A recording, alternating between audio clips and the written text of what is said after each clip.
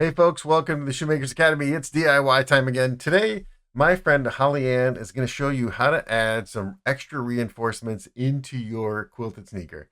What we're talking about is it's called a toe counter and a heel counter, and this will make your shoe a little sturdier for everyday wear. I mean, our version of the quilted sneaker is already built with a lasting board, which will give your shoe a little bit more stability. But this is sort of that extra step to get your shoe a little bit more, let's say, ready for everyday wear, right? So if you don't have your kit, first of all, come over here to Shoemakers Academy. You're going to see over here in the middle of the web page here, it says books, kits, and tools. Come over here to DIY shoemaking kits. This is the kit we're working with today. It's the quilter's kit for beginners. You can pick gum, white, black outsole, pick your size. If you need some basic tools, you can upgrade your kit with those with a rivet setter or eyelet kit and some other basics. Now, the things that Holly Ann is going to show you today are over here in tools and supplies.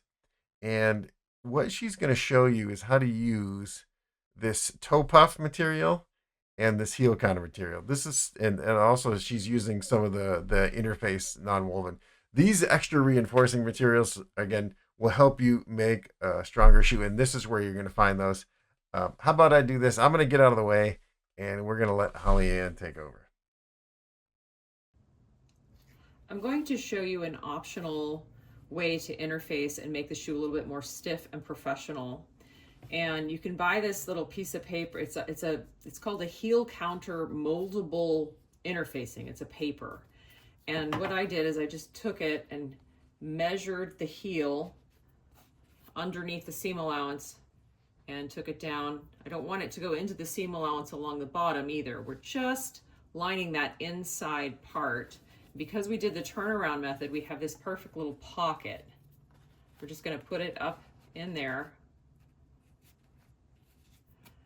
And then we're going to take the iron. When you iron it, it melts it and gets it tacky, and then you just kind of fold it. You could even put it around your own heel if you want to, and just make sure it's got more of a fold and takes a shape. The same thing, this is a toe piece, a toe paper.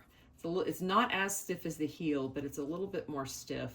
And I just cut a piece around the toe, basically going from the corner to the corner.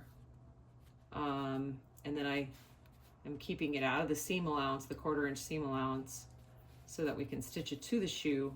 And we'll go back again to the iron and make it tacky and kind of give it that fold. This is the toe of our shoe, so it just gives it a little bit more support. It's optional, you don't have to do it, just showing you how to do it.